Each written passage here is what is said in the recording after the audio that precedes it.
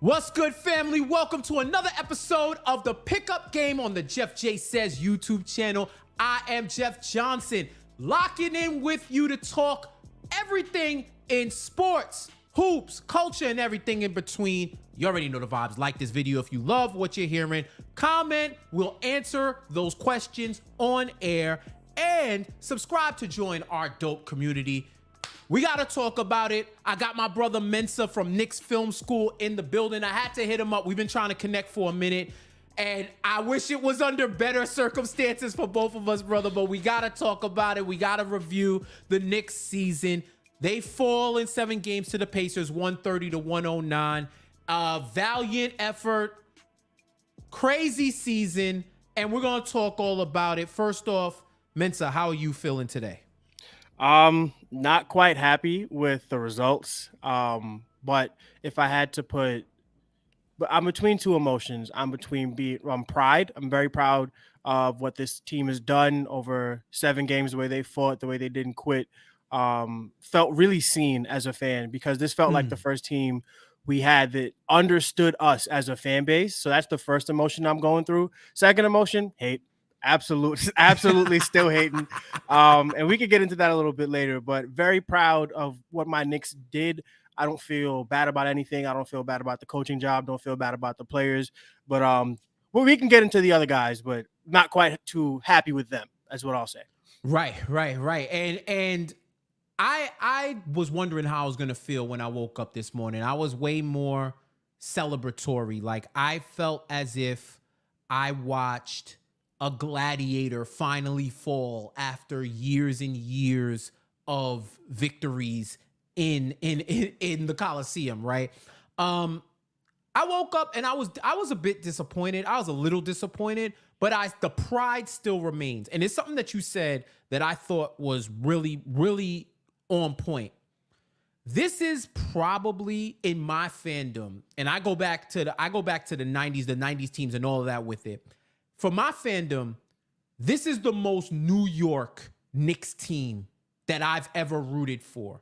Where when you look at them adopting what the quintessential New York mentality is, gritty, grimy, no excuses. We see an obstacle, we're finding a way around that obstacle, through that obstacle, or we're gonna go down a different street and tackle a different obstacle. No excuses, hard work, unabashed pride in your city, in your borough.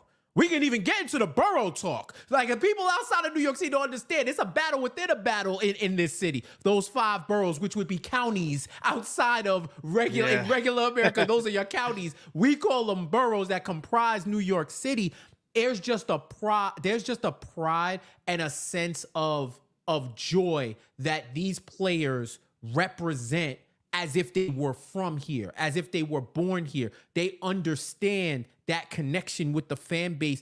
They understand the history to the point where they know the last 20 years was pretty much a struggle, that this team hadn't won on the big stage in a long time, but yet they said, that was the old days. This is today. We're rewriting the story. We're going to make our own history, and we're going to adopt this city as our own. Someone like a Josh Hart, who I think he's from the DMV. He's from Maryland, I believe. He's from Maryland.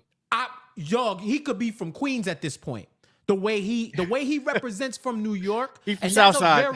He has that East Coast, right? He has that East Coast mentality. So it's easy to see the correlation. But dudes like him who embody what it means to be a New Yorker and embody what it means New York Knicks, that's what makes this tough for me. Because throughout this season, these Knicks dealt with so much adversity that this is also the first team, I believe, as a fan, that was able to silence doubters at every single step with on-court play. No narratives, no hopeful thoughts, straight on-court play, able to silence critics, able to silence opposing fans, able to silence people in the fan base who had issues with things.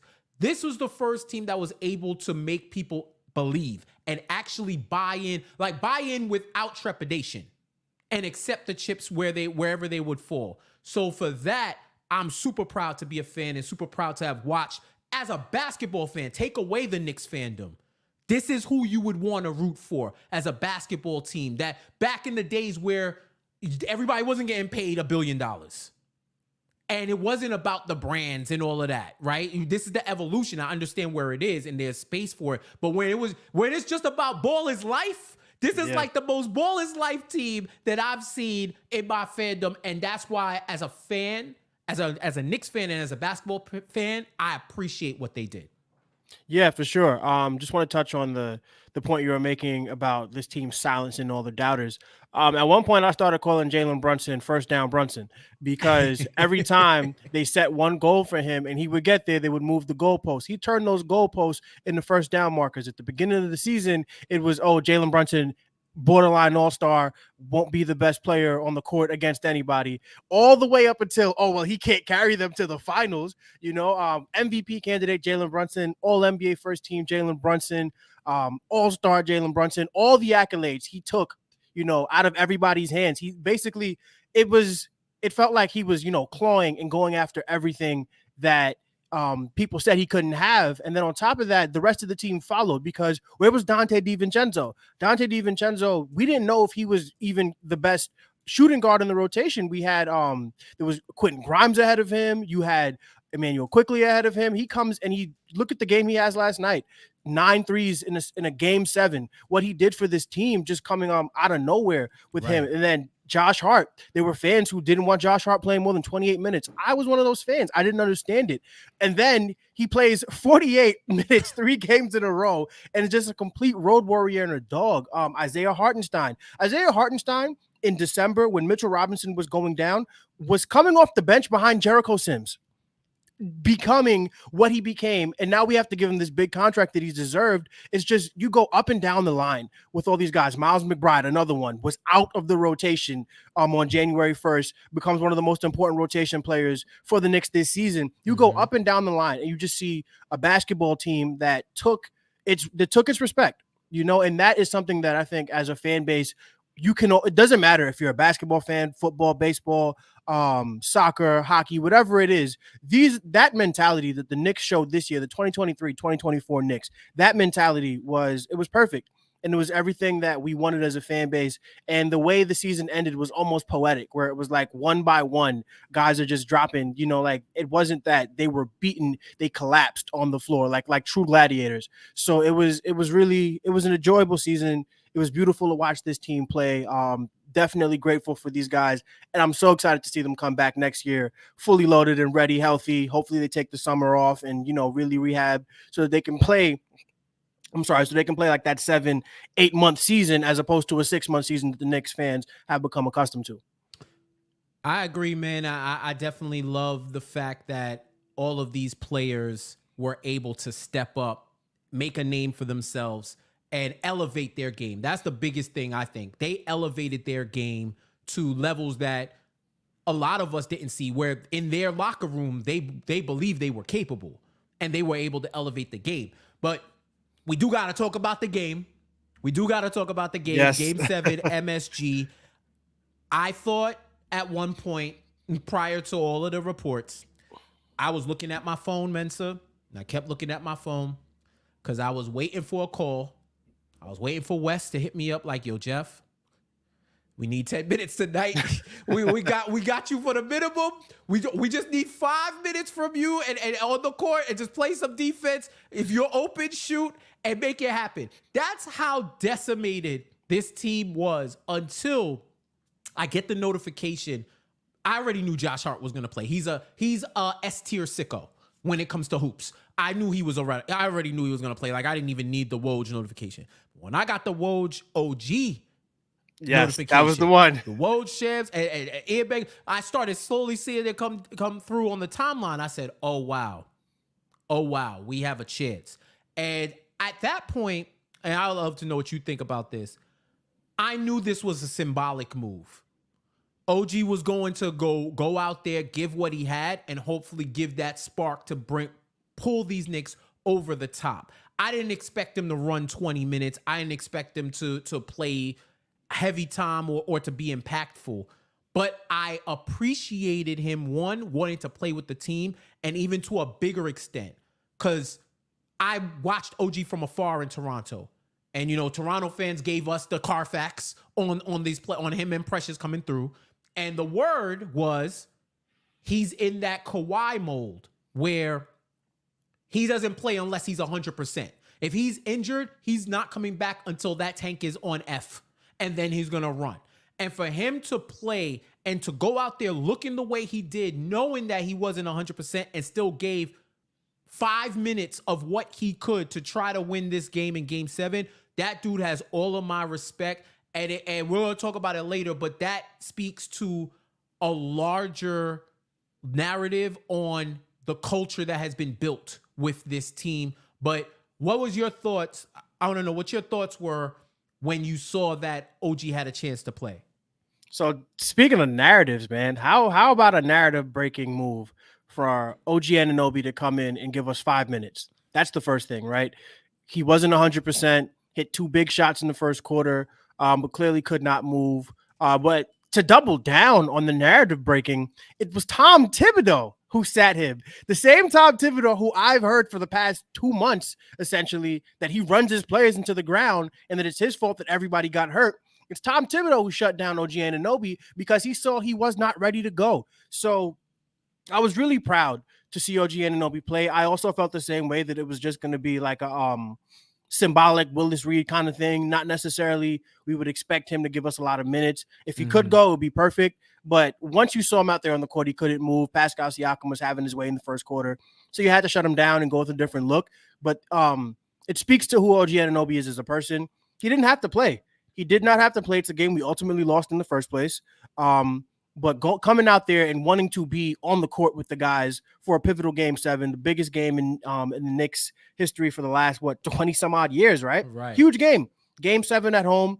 Wanted to be out there with his guys. I thought that was really big of him. Did not work out the way he would have liked it to. But again, it just speaks to who these guys are as a team. I think their slogan was like "No grit, no quit." Close knit, something like that. And it's right there. Close knit unit. They didn't quit. All grit. Just a team that continued to fight until the bitter end. Because there's no reason for Dante DiVincenzo to be out there in the fourth quarter. There's no reason for Josh Hart to foul out of that game. There's no reason for Alec Burks to give us the effort he gave us in that fourth quarter. But these guys, they didn't quit. They didn't quit at all. It started with OG Anunoby coming in the game, even though he could not physically go. And it ended with, standing ovations for Josh Hart, standing ovations for this Knicks team, because they absolutely deserve all of the plaudits, all of the adoration that they got showered last night or yesterday afternoon. It was just, I don't know, man. Watching OG Anunoby come out was great. Watching this team fight was up and down, but at the end of the night, I was able to say, hey, they gave us everything they had, and that's all we can really ask for as fans. 2 for 2 from the field, 5 points in 4 minutes. OG Anunoby on one freaking leg. When he hit the fade in the corner, I was like, unbelievable. He's on red. He's on red right now doing this on one leg. Imagine if he had to. But it is what it is. And I put my national media hat on for a second, because although the hate does reside in my blood, I do congratulate as well. I have never seen a shooting performance like that from the Indiana Pacers. 76% at the half, 66% from 3, and they regressed to 67% for the game, right? Everything went in. I haven't seen that since high school in the park. Like there's, you have those hoop dream moments in the park where somebody's just going off, and then it becomes the stuff of legends that people may not have recorded, but you knew, bro, they legit did not miss a shot. And it was a combination of missed assignments, bad defense, and just shot making and execution. They came to play, and I gotta give the Pacers credit. I gotta give, Pascal Siakam, champion.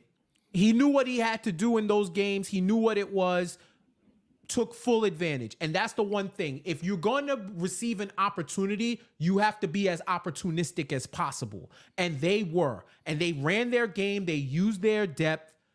TJ McConnell, if I had Mensa's cap, I tapped it to you because I had all the slander for you. I tell you, I'll give you a quick story.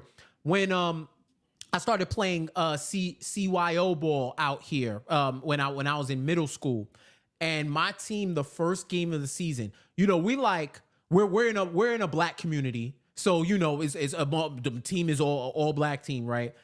We go to, I want to say it was like Our Lady of the Snows or one of them schools. This big New York City basketball. This deep inside basketball talk right now. But it was like Christ the King, not Christ the King, but it was like, oh, that's high school. Our Lady of the Snows or one of these schools. It's the first game of the season. Our coach was like phenomenal. He had us ready to go. We walk in the gym and we see a whole bunch of kids that look like TJ McConnell. And we got kids that like 6'1", 6'2", all of this. They walked in, they looked at my coach and said, "Coach, we're going to kill him." And my coach was like, "Yo, relax. It's the first game of the season. You don't know." And they're like, "All right, man, whatever."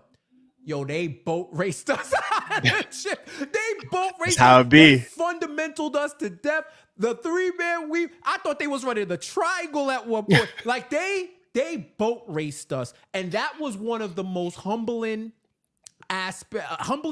sports moments of my life.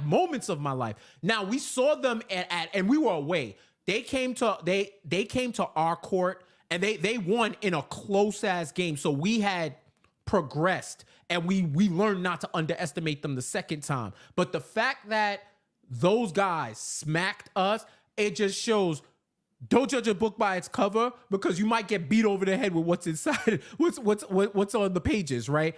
TJ McConnell, like that dude went legend. And he went legend against the Bucks. And I was like, okay, well, we got the depth, we got whatever to stop him.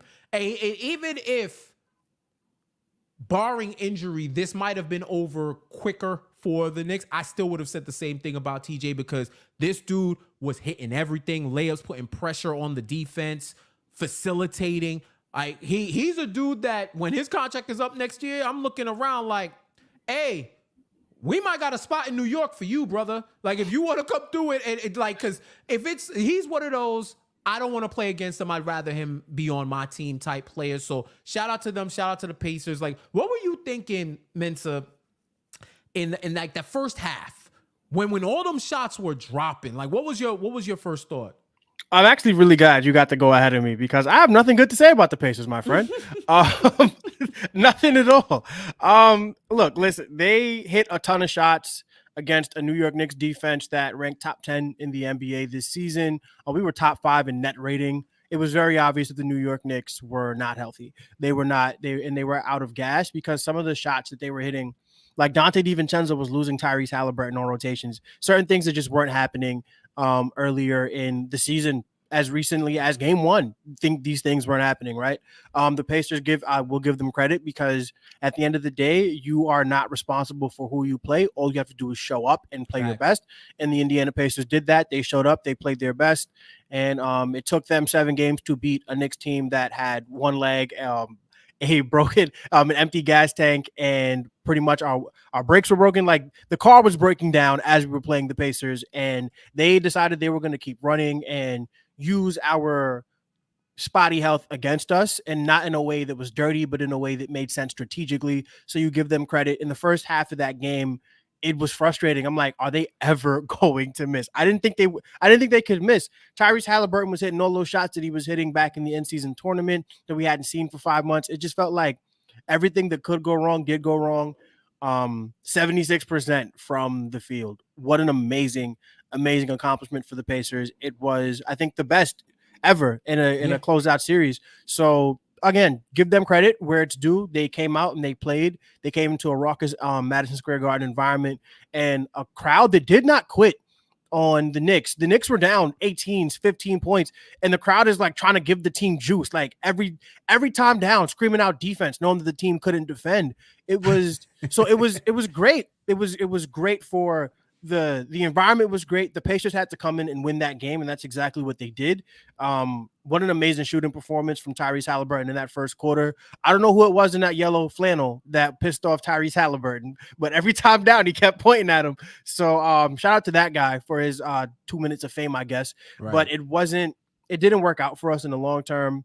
The Pacers just could not miss Miles Turner, and I think that goes into like why Isaiah Hartenstein had such a bad series. I think that the Pacers uniquely can space you out because Pascal Siakam can shoot the three and go small at the same time, and then Miles Turner gives you that rim protection and can space the floor. He was hitting pick and pops, he was hitting 3-point shots, and it was just like it's really difficult to defend the Pacers, especially when you're not hurt. And I think we saw that in Game 7.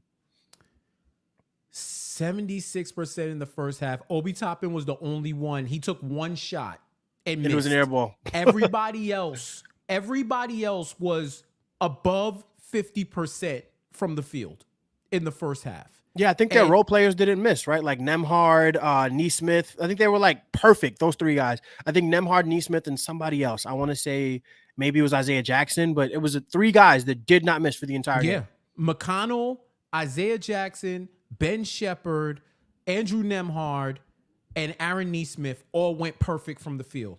Look at that. All went perfect from the field. I'm telling you, it's unlike anything that I saw. And even when the Knicks were keeping it close while they were going off, I just thought, man, if we had one more person, the Knicks had one more person, this would have been a straight shootout. It might have been a 2K game, the way that they were going back and forth.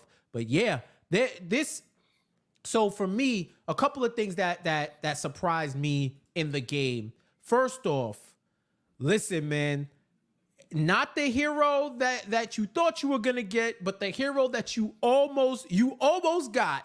Alec Burks, bro. 5 of 6 in the first in the second quarter. Over the first half, 5 of 6, 104 from 3, 14 points. That brother was the reason why this wasn't a 40-point game. He was legit going off in the first half and in the second half, keeping it close. And when they say he's a pro, you gotta put extra respect on his name because he stayed ready, looked like he was fully healed up from that shoulder injury he was nursing, and he was ready. He tried his best to help keep that game close. Dante DiVincenzo, 39 points. Broke a record for most threes in a playoff game for the Knicks, I believe, with 9 threes. It was, I want to say it was quiet, but he was hitting those shots at a time where the Knicks could not get over the hump.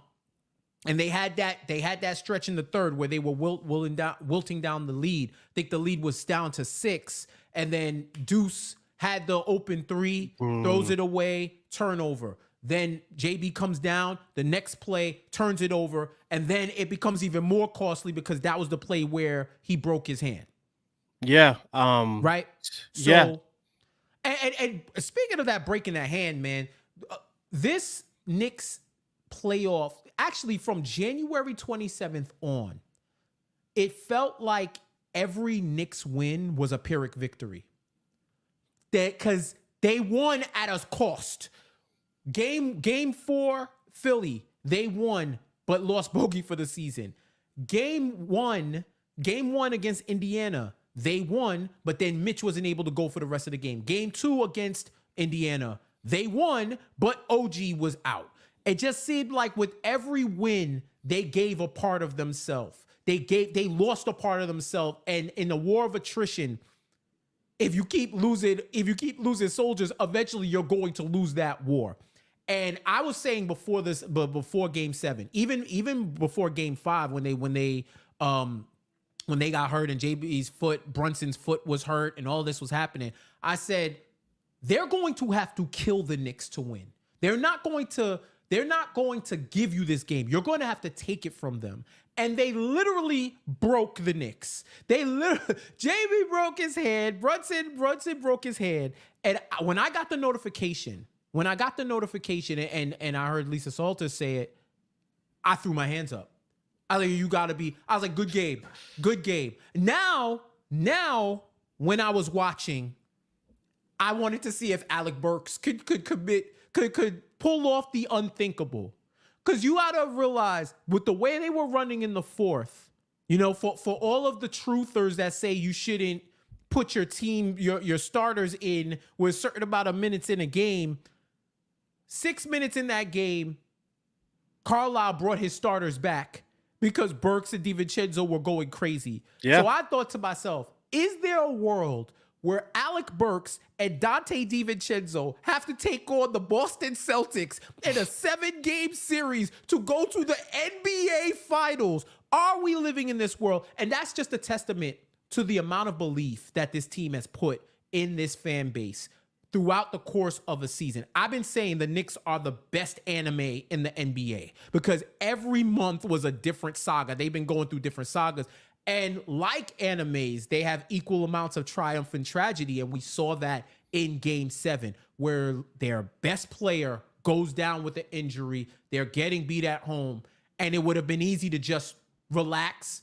I know they heard it. It was, you could hear that point where it was passing around MSG when everybody got the notification and started, yo, his hand is broken. His hand is broken. His hand is broken. And we knew, yo, this is it. We're either playing for pride or we're playing to be gentlemen, for the right to be gentlemen swept by the Boston Celtics, right? Yeah. Like at this point, the season was done. It's just a matter of how many more games were you going to play. And they didn't quit until the final buzzer. They didn't quit. It was like a minute to go where they put in their bench. They didn't quit. And I think that's a testament, once again, to the culture they built and the way this team has shown up throughout the course of the season. And talking about this season, man, we spoke about it earlier, Mensa, about the narratives and everything else that's formed.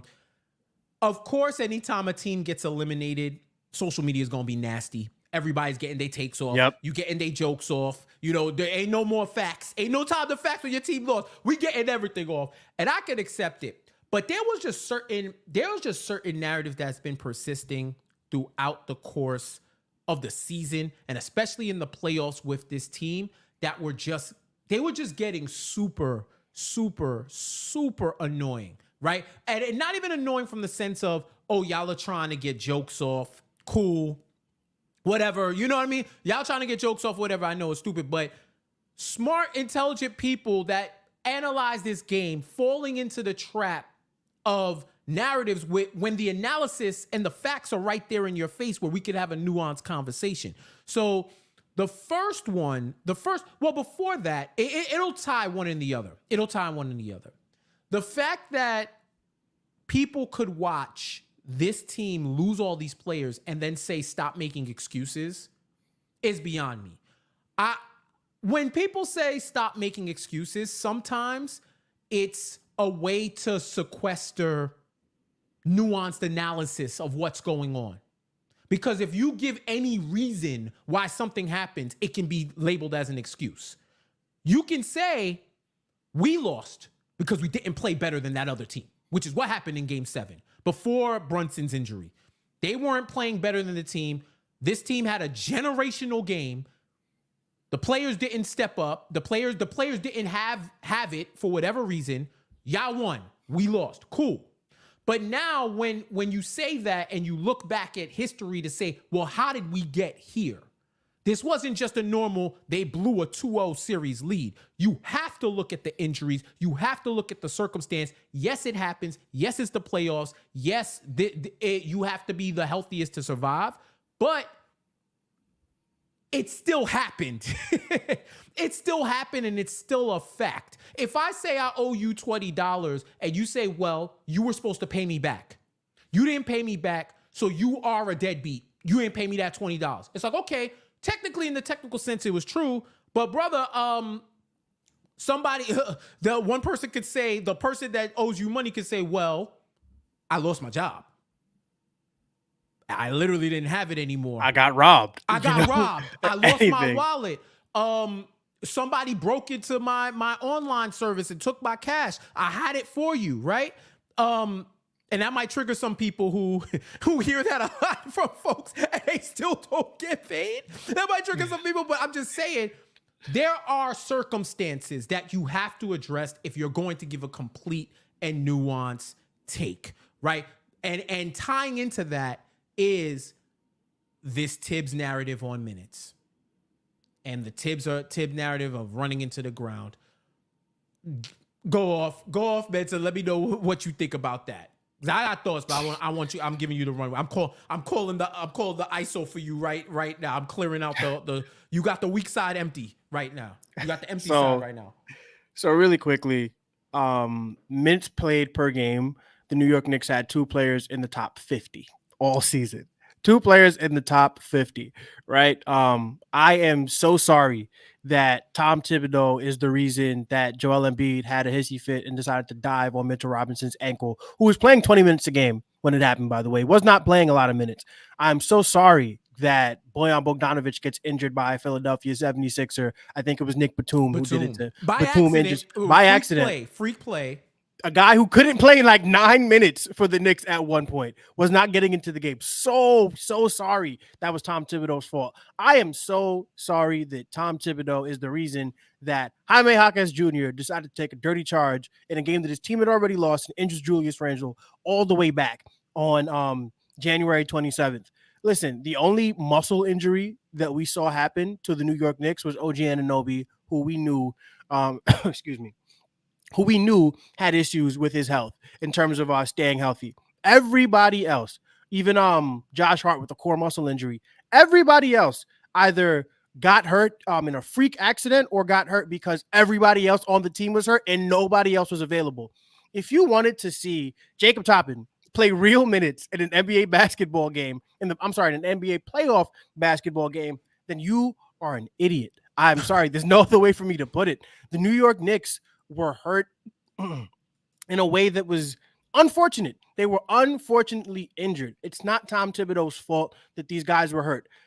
Early in the season, around January, Isaiah Hartenstein had Achilles tendinopathy. If you Google that, you will see that that is an overuse injury. Isaiah Hartenstein was playing 38, 39. He was averaging 38 minutes basically for the month of January.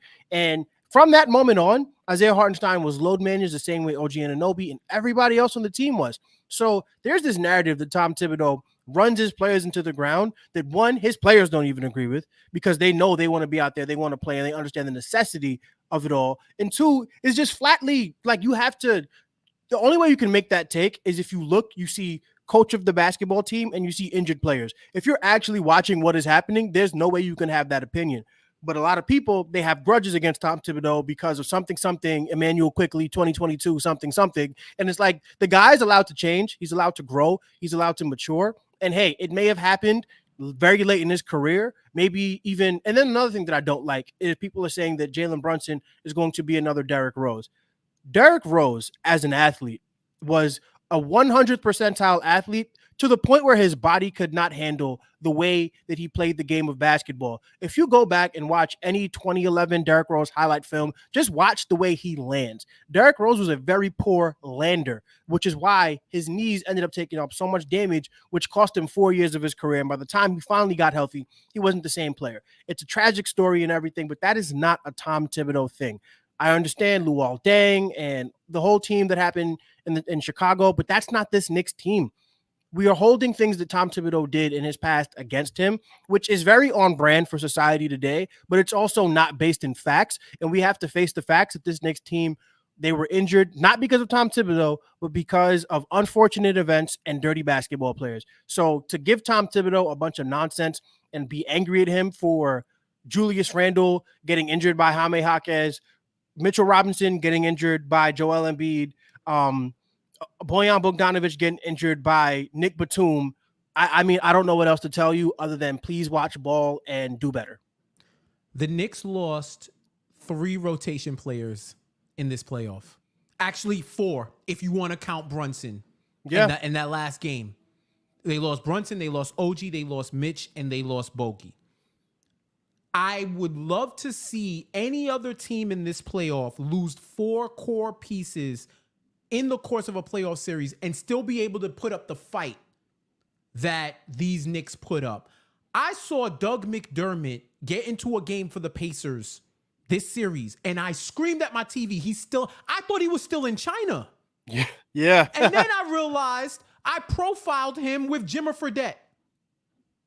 I forgot Doug McBuckets was in the league. This would be the type of caliber of player that would have been playing had y'all minutes narrative had play out, right? If you look at playoff minutes, let's talk about what's going on outside of the league. Look at SGA, Shea Gilgeous-Alexander's playoff minutes averaging in the Dallas 40. season, averaging 40, over 40 in the last few games. Luka Doncic said, and I quote, "Everything hurts." Ask J Kidd how many minutes he was playing alongside Kyrie, right? With those injuries.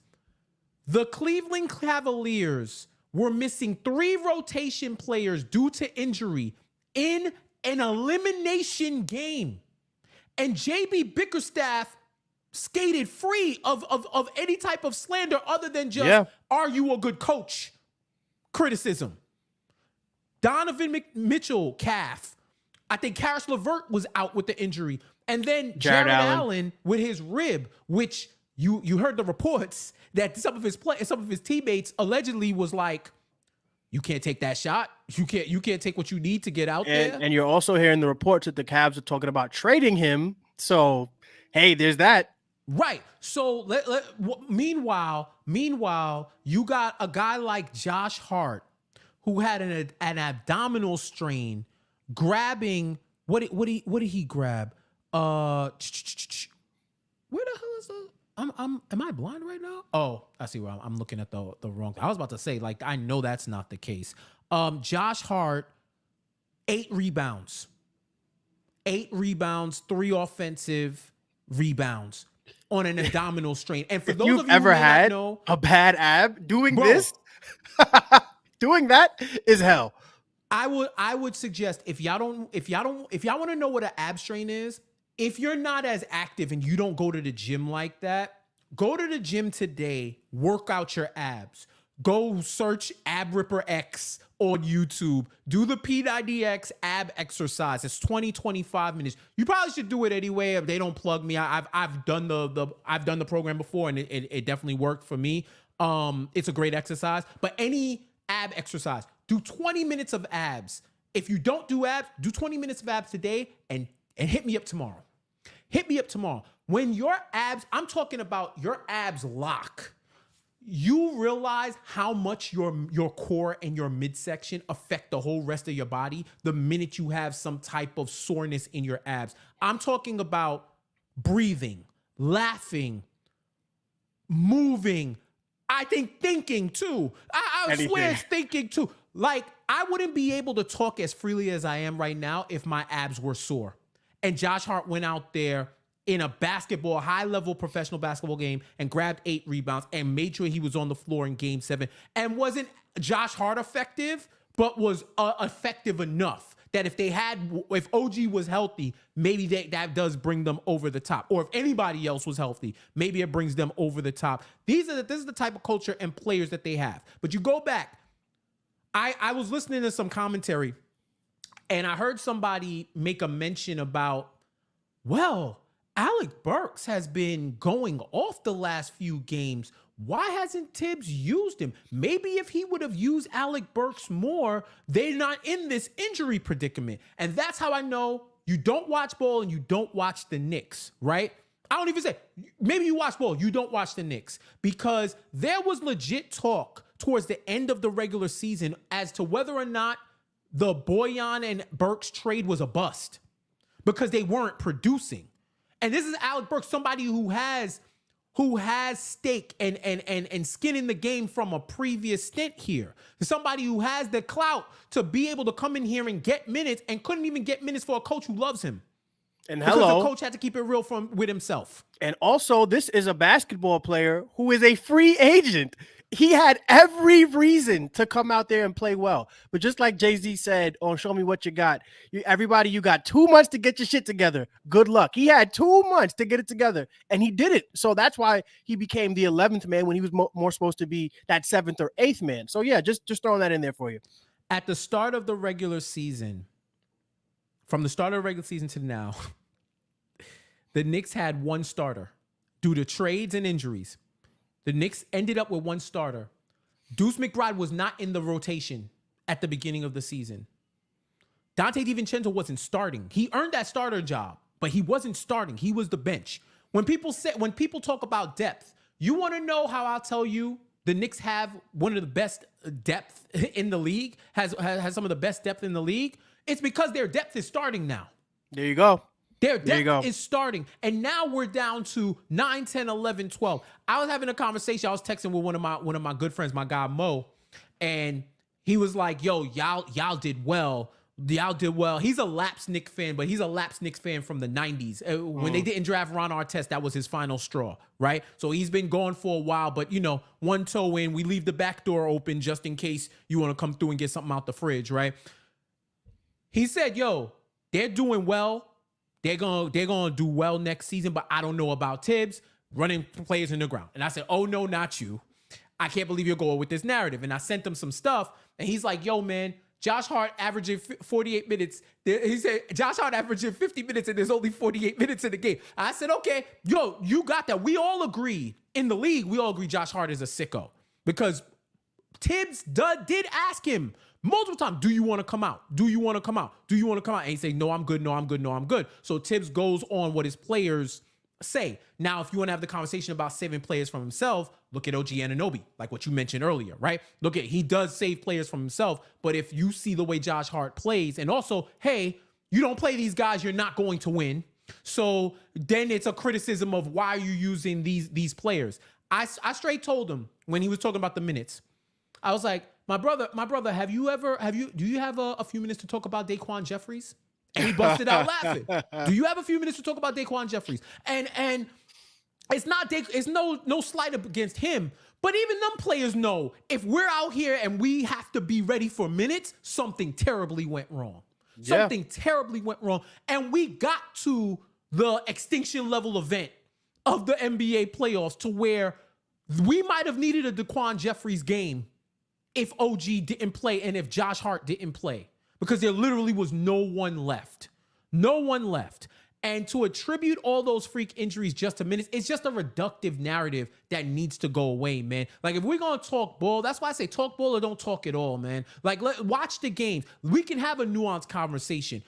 A couple of them injuries, it could be from overuse. But why were they overused? There you go. They've been depleted for the whole season. They had to work and scratch and claw to get that 2 seed. And during the regular season, you give these other players minutes. Yes, if you discover a diamond in the rough, if Daquan Jeffries emerges like, what's the brother from Memphis, Gigi or Gigi Jackson, I think. Yeah. It's another one, though. I know you're talking about. Yeah, and shout out to Knicks Fan TV because it felt like I always was awed when they played the Grizzlies. So I was able to watch this guy play like closely, and I was rooting for him because he was playing. They're all playing for deals at this point. This was like the hip hop cipher of NBA hoop. Like, you rapping, your ribs are touching.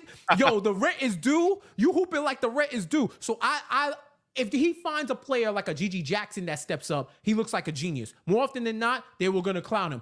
Why are you playing these? You usually play all your players. Why are you not playing them now? And then finally, minutes. I want to know what you think about this, Mensa.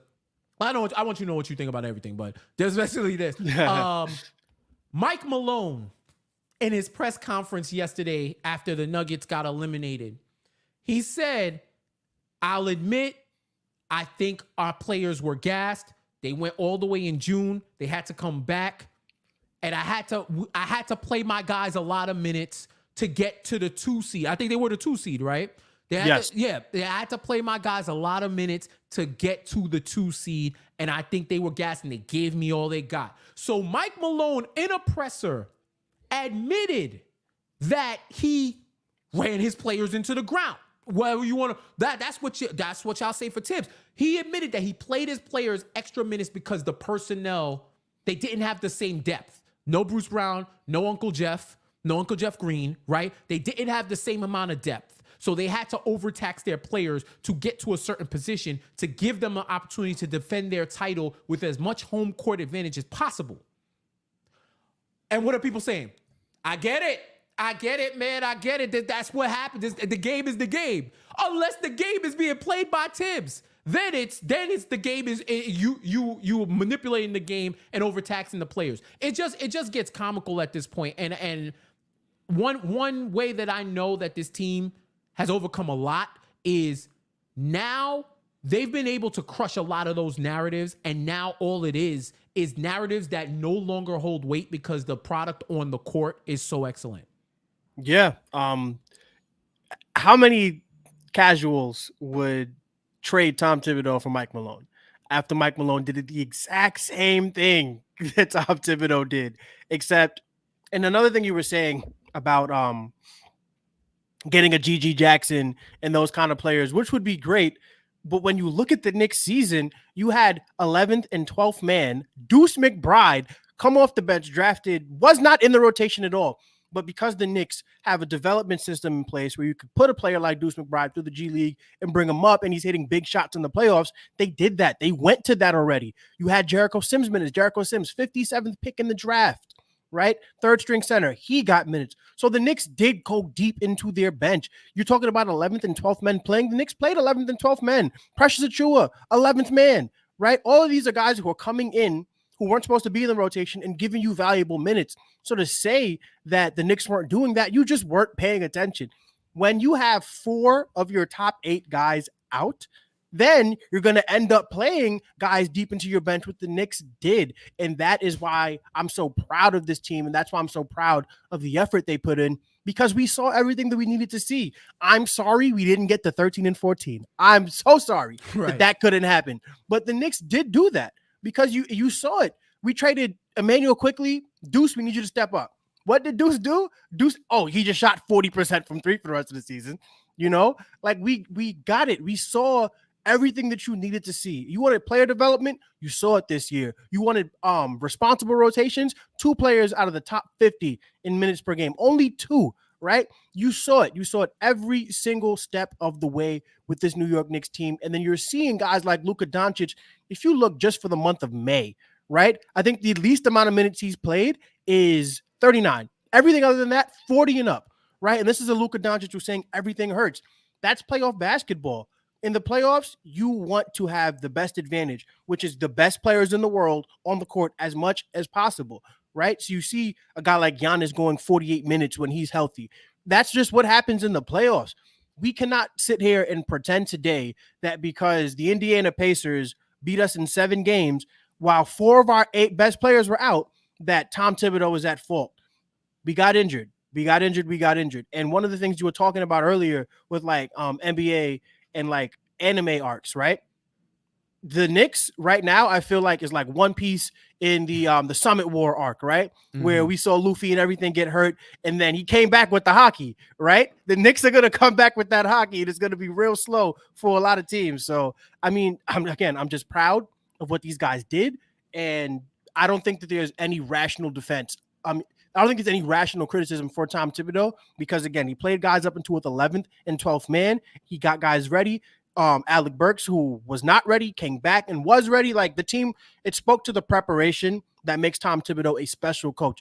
No other team in the NBA will ever be more prepared than a Tom Thibodeau team, and we saw that this season. Exactly. And you want to talk about culture? Let's talk about culture, man. This was the scene. This was the scene outside of MSG. Big body Brunson is the scene outside of MSG. Too fucking Can far. you hear this? Yeah. Cool. I saw this video too. Yeah. There you go. So they were men of their word, right? They said that at some point they had to come out to 7th Ave or whatever and celebrate with the fans. While it wasn't a celebration, Brunson and Josh Hart showed love to the fans coming out. You see it. Here's Josh coming out the caddy. Hard. Yeah. It goes hard. So they was out there. They showed love. I love this. I love this, man. Like, where else you My get nigga this? Hart has heart. I don't give a fuck what y'all say. Yeah, man.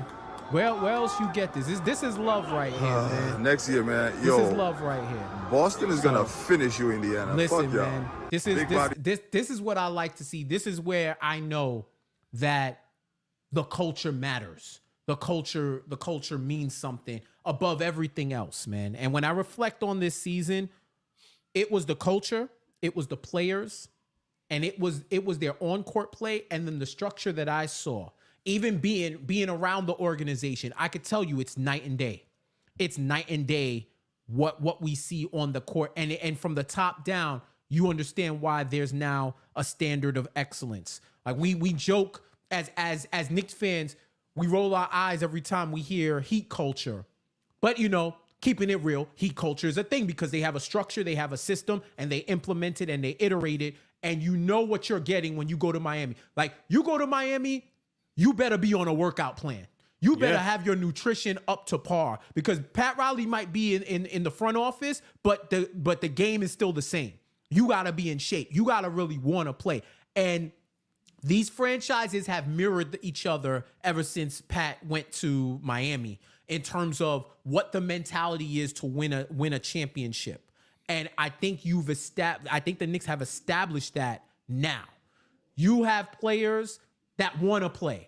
You have players that don't want to make excuses. You have players who love to play basketball and who are emptying the clip every time they hoop on the court. And they embody what their coach. They embody they have a like-minded mentality. Is it so much they influence each other because they're of a like mind? Their whole is greater than the sum of their parts. So this is the type of coach. So if you're a player out there, one, this is a team that I would want to hoop for because it seems like their fans love them. It seems like they love each other. And it seems like this is a place where I could elevate my brand, elevate my game, and actually have a legit chance to win. But you also know you can't come here on some bullshit. Yeah. You can't. You gotta be ready to work or stay where you at, right? So when you think about this season, Mensa, what are some of the key things that stick out? I think you said it all, right? The team's preparation. They embody the mentality of their coach. A lot of people on Knicks Twitter were joking that the Knicks were building around a coach. Well, looks like it worked out quite fine to me. And that's what they do in soccer. Yeah. You have a special front office here where you can find guys like Dante DiVincenzo on the MLE, and he become one of the better starting shooting guards in basketball. Crazy. You can get a Jalen Brunson for less than a max contract, and he becomes an MVP candidate. You can sign Isaiah Hartenstein to 2 years, $18 million, and he leads the NBA in defensive estimated plus minus, right? Like, you can get a guy like Josh Hart for Cam Reddish. Hello. Obligatory Cam Reddish reference. I'm sorry, my friend. We can get Josh Hart from Portland, and he becomes such a vital piece. So they know what this coach wants, and they know how to find it, right? Mm-hmm. So it was and this season was a culmination of all of those things. In the 2021 draft, the one player that Tom Thibodeau wanted was Deuce McBride. And their articles, I think Berman wrote about it, that Tibbs wanted McBride, and they found him, right? So it's just, this team has done you're seeing the final product finally start to come together, where for 2 years in a row now, we've reached the Eastern Conference semifinals. We were one game away from it this year, and you see the progression from a 5 seed to a 2 seed, and they still have all their pieces to go out and get the guy. I don't know who the guy is. Personally, I'm of the opinion that we don't need the guy. We just need another guy, in general, because we have the guy, and his name is Jalen Brunson. But I think this season for me was just proof of concept more than anything else. Proof that Tom Thibodeau is a good coach. Proof that Jalen Brunson is the guy, that he's a 1A, that he can carry us, and proof that this team is built to last.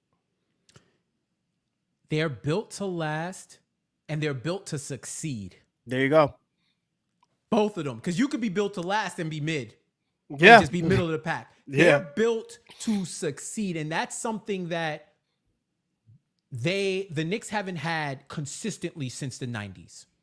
Since 90 to 2000, they haven't had a system that was built to last and to succeed. And that's what they have right now. So for me, this season parallels, you see my shirt, I'm a big wrestling fan, right? It parallels two things.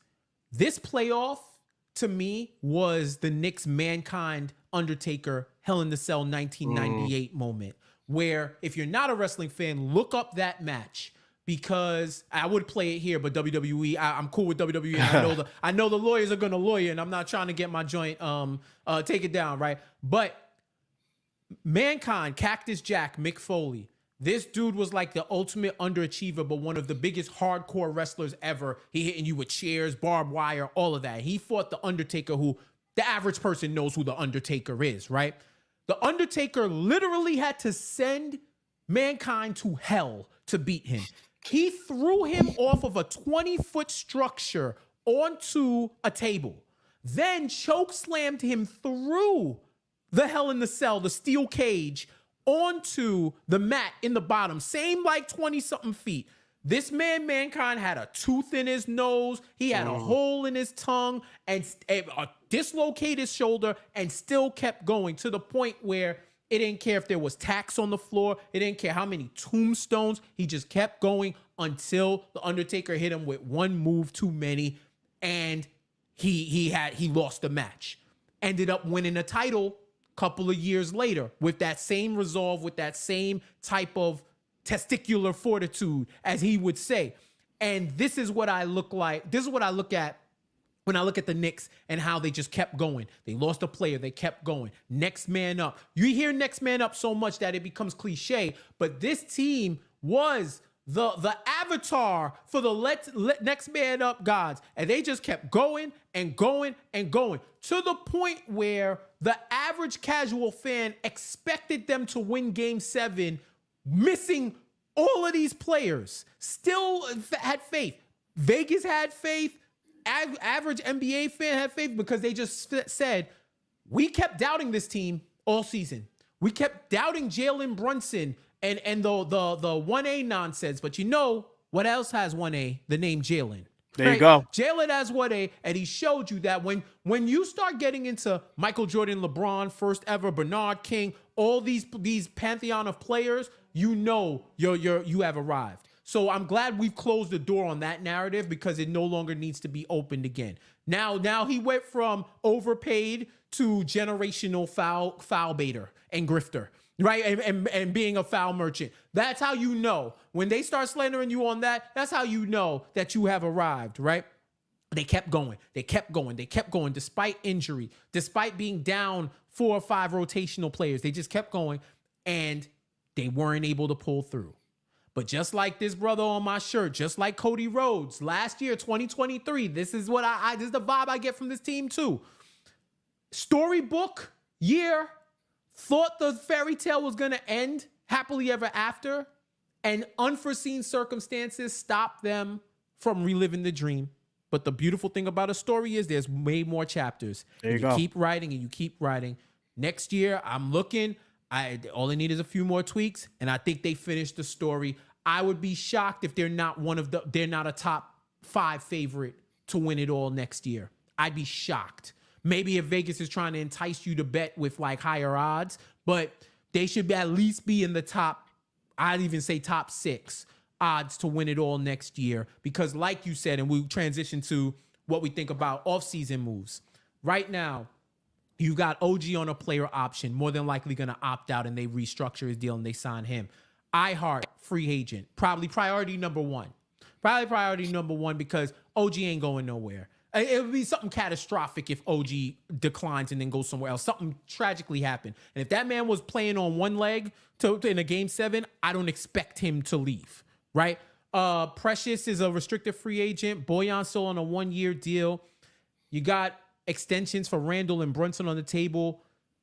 Draft picks for the next 7 years. 3 draft picks in this upcoming draft. Windhorse said earlier on Get Up, talk to me on June 20th about the next player who may arise and be available, because by then draft is approaching and stuff starts to move, right?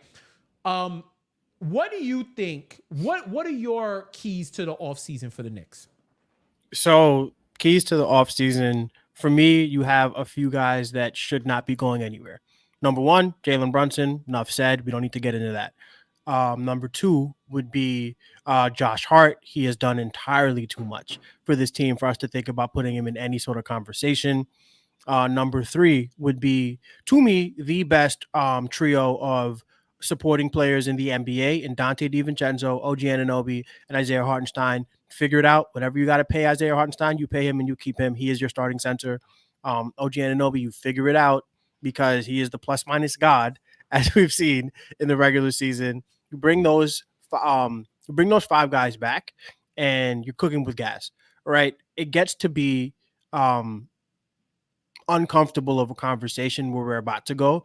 But let's talk about tradable contracts, right? Julius Randle has done so much for this franchise, but where Jalen Brunson is, you have to start looking at, is Julius Randle the best player to put next to a Jalen Brunson? Personally, I think that Julius Randle is a great player next to Jalen Brunson because of his gravity. He allows Jalen Brunson to excel as an off-ball shooter. We saw that as soon as Julius Randle goes down, Jalen Brunson stopped shooting threes off the catch. It just stopped happening, right? So he's a good player, but can you get better than him? Contracts that you have to put with that. Bojan Bogdanovic was brought to be a tradable contract, if we're being honest, because Fournier was expiring. We wanted to move him for another piece that we could move forward. Shout out to Jeremy Cohen, one of the guys over at Knicks Film School. He does this Cap or No Cap series, and it's wonderful. If you guys have a chance to check it out another time, Cap or No Cap. We're gonna have a couple coming out this in the next couple months. Really good off-season primer, but tradable contract. Bojan Bogdanovic about $20 million, and then the one guy that I don't like having this conversation about, Mitchell Robinson. Mitchell Robinson, I think 3 of the last 4 seasons ended the season with a season-ending injury, something like that. I know, well, 2 of the last 4 I can say for sure. Season-ending injuries. You look at if you go up and down his basketball reference page, you see he's very rarely a guy who plays more than 65 in a season, and he is 26 this year. So he's not quite as young as he used to be. Still on a really good contract, still a very valuable player. But right now, where the Knicks are, we need guys who can get us into May, into June. And Mitchell Robinson, over the course of his career, has not shown us that he can be that guy. Don't blame him for anything that's happening. I don't blame guys for their health in general. It's just unfortunate. But if you can put Mitchell Robinson's really tradable contract together with a Bojan Bogdanovic, now you're around 30, 35 million. Maybe you can get a good player that you can add to the guys. You also have a Julius Randle, who was around 30 million this year. You can pair him and Mitchell Robinson together, which gets you up to 50 million. And now you're talking about, is a Devin Booker available? Is a Paul George available? Is a Karl Anthony Towns available? Guys like that. Could you get them on your team? But you have to put contracts together in order to get those guys. Personally, I think the Knicks should bring everybody back. I think we have a conference finalist, and if you can maybe make 1 or 2 more swing moves around the edges, maybe you could take a team like Boston to the NBA finals. But I feel like once you have a team that can get to the conference finals, you really don't want to mess with it too much, because 1 or 2 moves, you can go the wrong way. We saw how Atlanta bit too much off. We're going to see how this Indiana Pacers team that's now conference finalists, how they're going to do some stupid things because they're not actually a conference finalist. But what we're going to see with the Knicks is, I believe that this front office is going to make the right move. Is a Mikal Bridges available? Personally, the New York Knicks and the Brooklyn Nets have not made a trade since 1983, so I'm not holding my breath for that. But if there's a reasonable opportunity for this team to improve, you can expect this team to do it. We don't know who that guy is going to be. Is it a Donovan Mitchell? Is it a Devin Booker? Is it a Kevin Durant?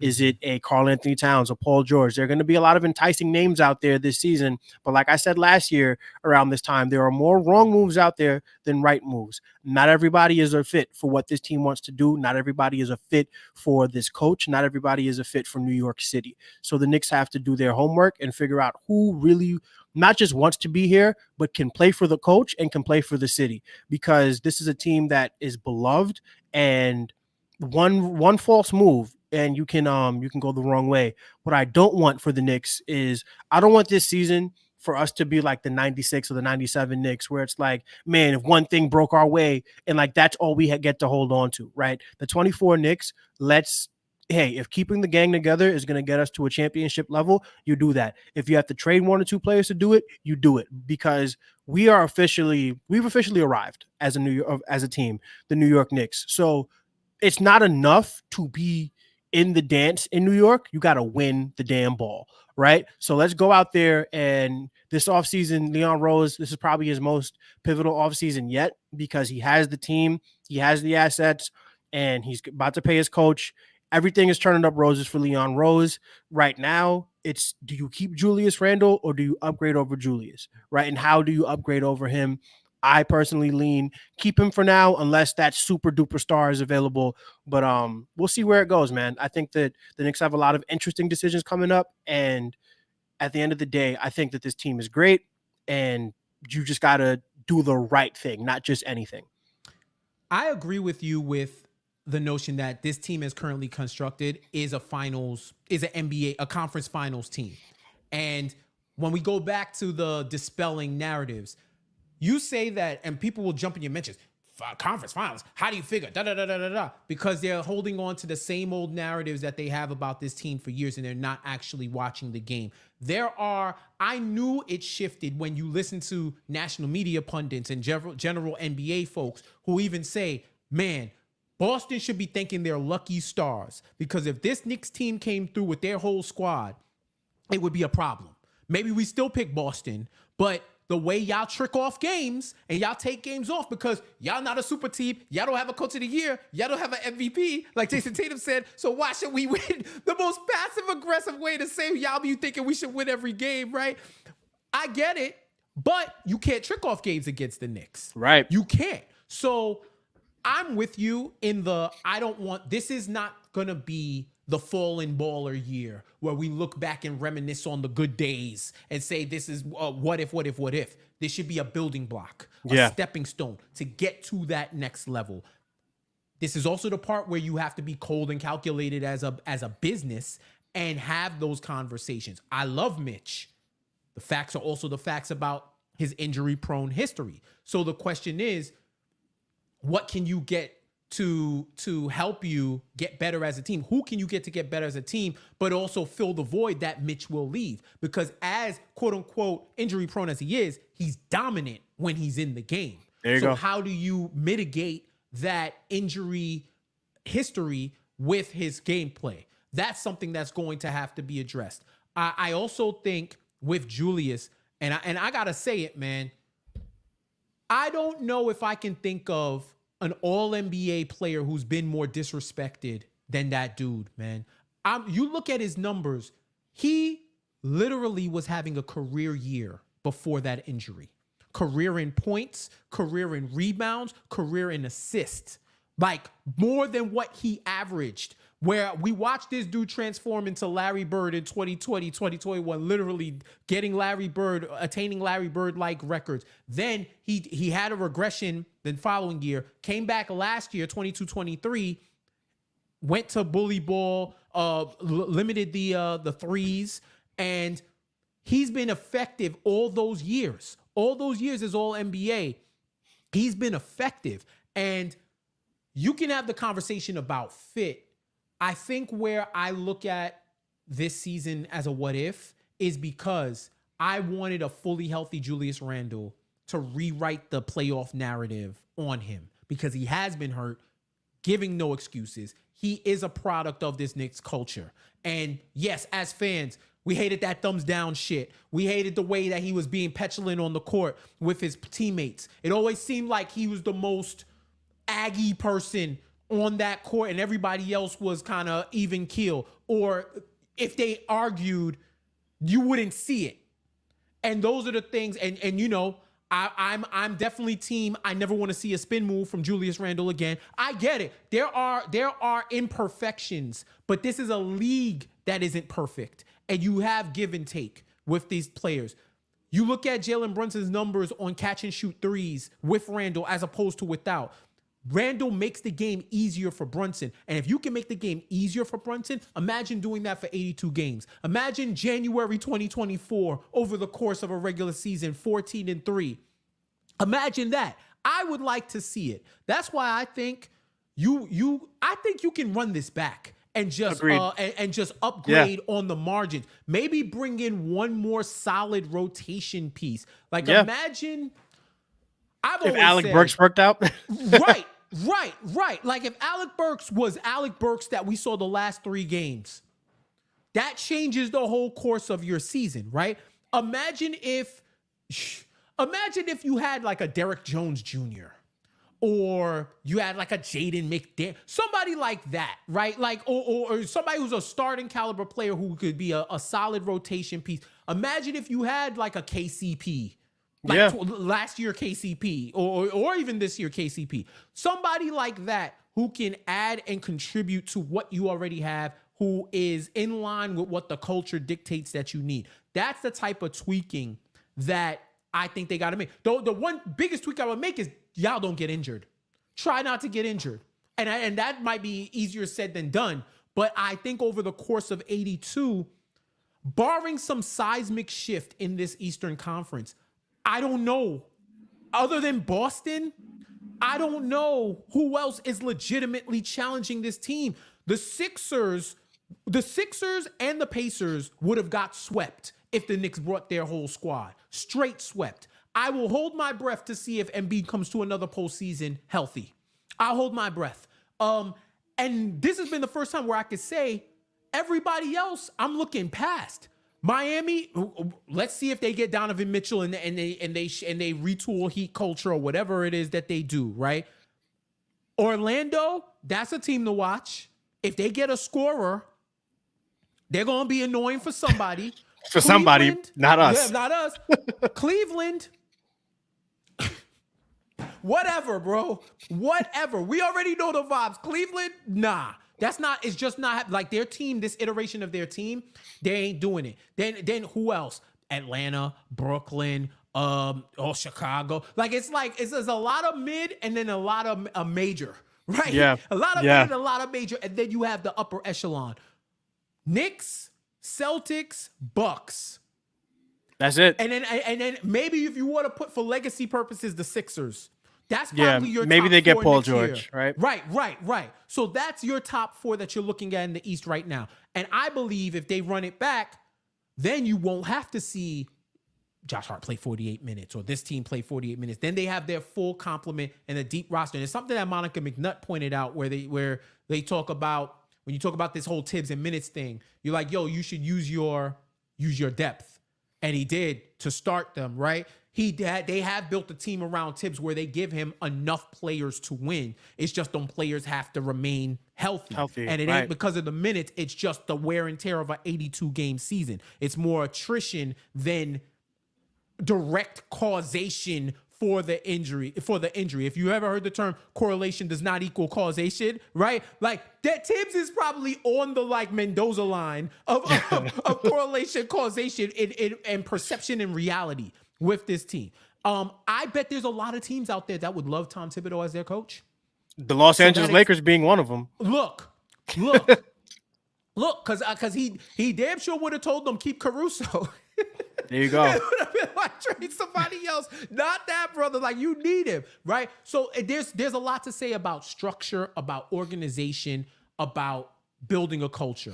And no amount of fan jokes or whatever can take that away from the Knicks. They've established this. The future is bright. They can run back this team next year and be a legit title candidate. They can make upgrades over the trade deadline. They still got a lot of draft picks. They could actually draft and start developing the future too, right? Their scouting team has shown that they can find diamonds in the rough and have them a part of the eventual rotation. I think Tibbs does get that extension. I think he deserves it.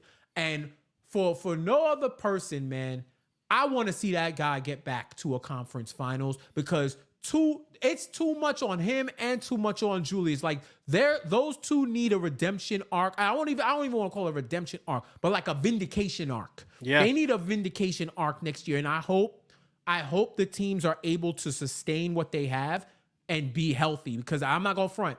That's going to be in the back of my mind the whole next season. Like, are they going to make it to the finish line? Is something going to happen? But I think if you're a Knicks fan, you got to be proud overall. That's why I said, right, I raise a glass on my social. I posted like raise a glass to the Knicks because they gave us something like to the point where the most staunch Knicks hater had to even admit in private, yo, they're balling. Yeah. So we're here now. Yeah. 100%. 100%, man. Like you got to expect 60 wins from this team next season, man. You got to bring back Julius, bring back everybody because they could not stop us. They could not stop us. And one thing that I want to point out, we played the Pacers 10 times this season. Not once were we healthy. Look, for my own soul, I need game one of the 2024-2025 season to be Knicks Pacers. I don't care if it's in New York. I don't care if it's in Indianapolis. I don't care if it's in Paris, Tokyo, Mexico City, Uganda. I do not care. Bring them boys, because man, oh man, I can't help but feel like we got there was a missed opportunity here, which is why I call this team a conference finalist, because I know if they were healthy, that's exactly where they'd be right now. Right. They have to have that mentality like, yeah, we're a conference final team. We know the vibes. Everybody knows the vibes. And once again, you don't take anything away from Indiana because they still had to play. And they still had to win. They could have tricked that game off and it could have been an all-time fumble. Like, yo, bro, they had folks from the crowd playing in the game and y'all couldn't win with your whole depth. They had to win, yeah. Without Benedict Mathurin. But your whole depth, because you heard those talks. If we had Benedict, this wouldn't even be like, all right, he's a good player, but you telling me he may have got sacked quickly if he was in the starting lineup guarding Brunson. Oh yeah. But whatever. They have not seen the full Knicks team the whole course of the season either. A lot of people haven't. So that's why I said this is like their revenge tour coming up in 24-25. Like where they look, I'm thinking about it like the first year Heatles that fumbled against the Mavs and then they came back for blood in 12-13. That's the type of mentality. That's why I like Brunson saying that he didn't think this season was a success because they didn't win a championship. They have that assassin mentality. I will say, I think technically it was a success because if you look at it technically, they got one game closer to the conference finals than they did last year. If you look at the context and the nuance, yeah, y'all had enough, but y'all didn't have enough. Y'all had enough in your heart, but you didn't have enough physically. Yeah, to make it. And Will can only bring you so much. And if it's one team that Will brought them almost to the finish line, it's this one. But I understand what their mentality, and if they're all keeping that energy, I feel good as a fan, man. I feel 100% good about them and coming back in the season. Mensa, before I let you go, what happened to them Nuggets, bro? A guy named Anthony Edwards happened to those Nuggets, man. The Nuggets were used to, I think they said there was a graphic that they were 16-2 against in their last 16 games before they played the Timberwolves, they only lost twice. So they were 14-2 in their last 16, and they run into the Timberwolves and they lose 4 games. Anthony Edwards is a special player.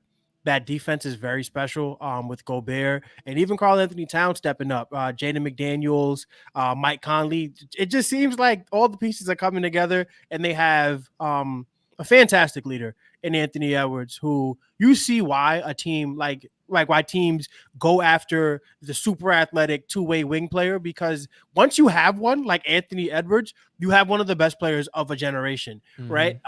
He special player, special character, was able to galvanize that group. The Timberwolves, man, first conference finals in 20 years. Congratulations to them. They beat the champion. Something that people have been saying that's true but not accurate. The Nuggets have never beat a 50-win team in the playoffs, which is true, but shortened seasons and everything. Like, come on, guys, let's be realistic about this.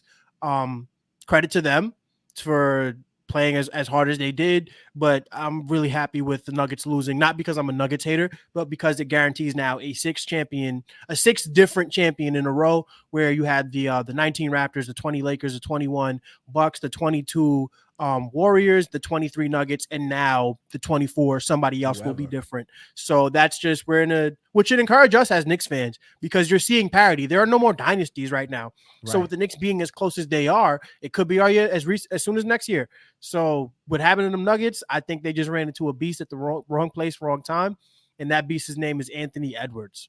And shout out to my guy Barf, man. He's had to deal with narratives against his team for a while. Remember, we all smoked that trade. I raised my hand. We all smoked that Gobert trade because we're like, Gobert, Cat, where they do that at? And there was a few people who said it could work. I didn't think it would, because I equated Rudy with a lot that went wrong in Utah. Because I said, okay, when y'all have to go 4-on-5 because he can't score, what y'all gonna do? I guess you're gonna turn around 18-foot jumpers all net. There you go. I guess that's what you're gonna do, right? And that's the thing. That's the thing, Mensa. Couple of things. That's the thing about takes. It takes an intelligent person to admit when they were wrong. in the face of new information. That's one of the marks of intelligence, right? Your wisdom, you're able to apply wisdom in real time. You think something is right. You may not like it, but the facts may tell you otherwise, and you should be able to adjust. There's no valor in being stubborn. There's none at all. You can be wrong. It's okay to be wrong, because when you're wrong, you can learn to be right. And you can learn more things, and you can apply that and have a deeper, nuanced understanding of whatever it is that you're analyzing. Analysis sometimes goes wrong. If analysis always went right, we would be teleporting right now. We'd be in Star Trek right now. But sometimes it doesn't go wrong. And sometimes when you err, you find something even more beautiful, even more impactful by just looking at stuff a different way. I didn't account for Edwards' emergence. For that matter, I didn't account for Cat, right? I didn't account for Cat, and they showed they were. I think even along the same token with Knicks Pacers, that was the one matchup where you said they can give us some problems. We don't like styles make fights, and this could be a problem if we're not on point, right? And I was talking to you about this before we started recording. That final minute, they made the Nuggets tap. Yeah. I haven't seen that in a while, where they were down like 5 or 6, and they missed the shot, and they wasn't trying to foul, to the point where, who was it? Was it McDaniels that tried to get off the NBA street move? Yeah.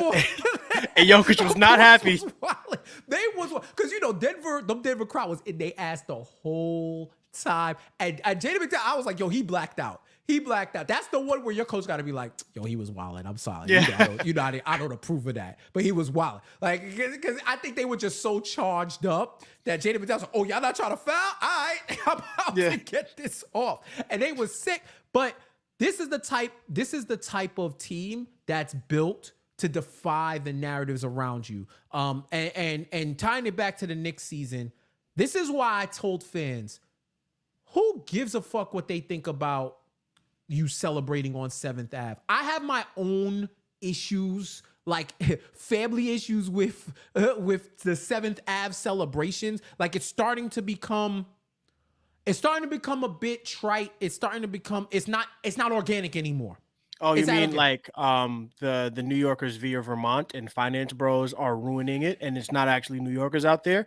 Gentrification has hit our fan base heavy. There you go. We got the gentrification celebrations, not the real celebrations out there. And that's not saying you don't celebrate, but as somebody who works in media and somebody that works in production, when I'm watching people egg folks on to say certain things to go viral instead of getting their natural reaction, that's when it starts to look fake. That's when it starts to look corny. It starts to look real corny. There's other videos that I've seen where I'm like, all right, they're talking to the fans. They're not trying to just get off F Trae Young when Trae Young is nowhere around. Right. And I've seen it. It's just the desire to go viral.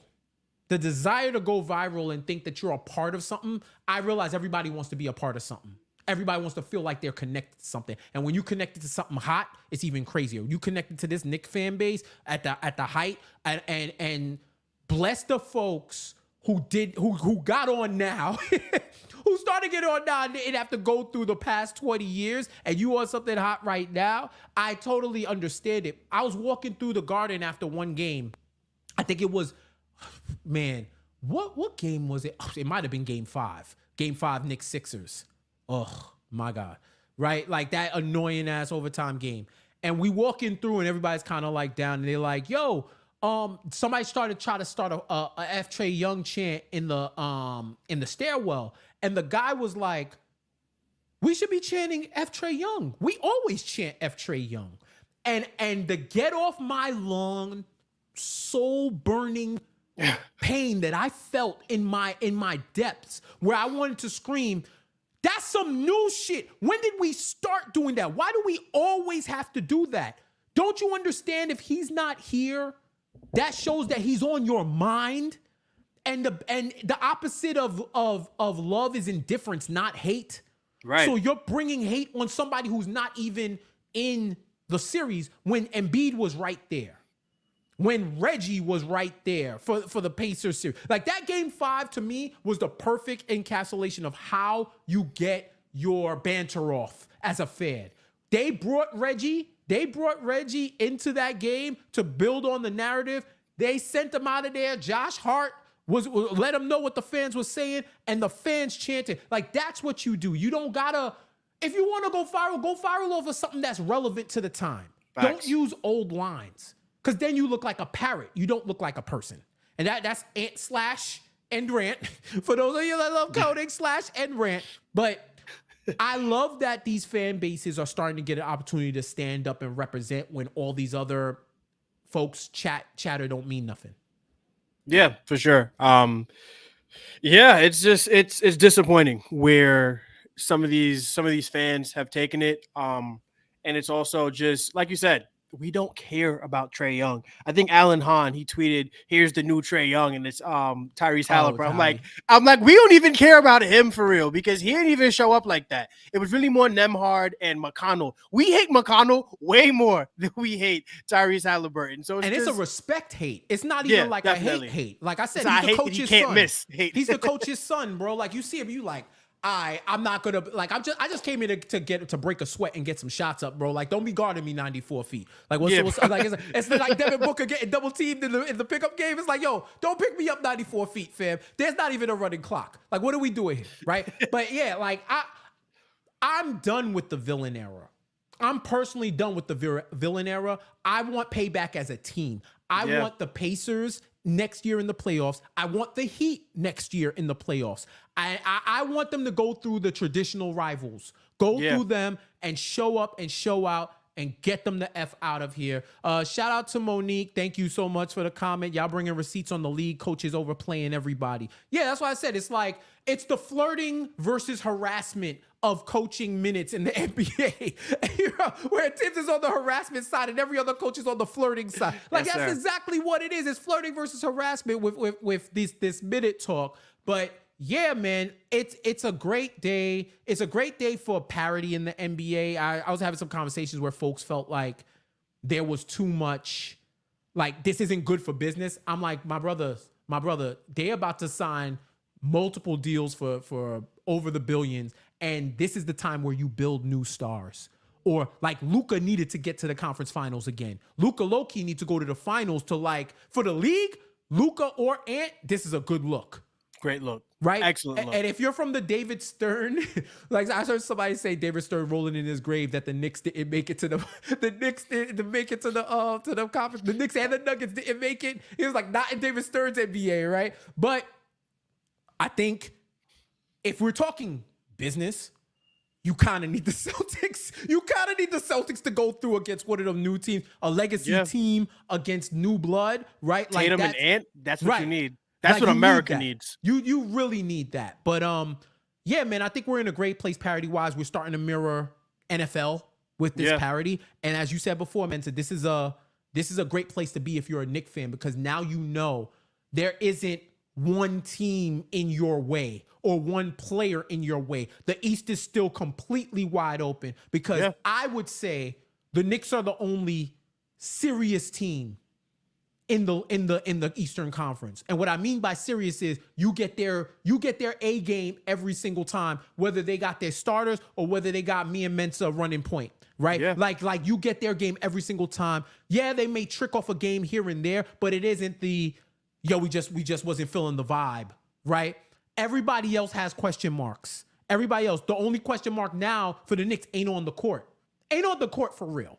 If you want to say Randall, the Randall of it all, 14-3 in January. There you go. And don't pick and choose when the regular season matters, because then we toss out all of what Boston did. Because I hate that regular season doesn't matter now. That's another narrative that I hate, that the regular season doesn't matter. You practice how you play.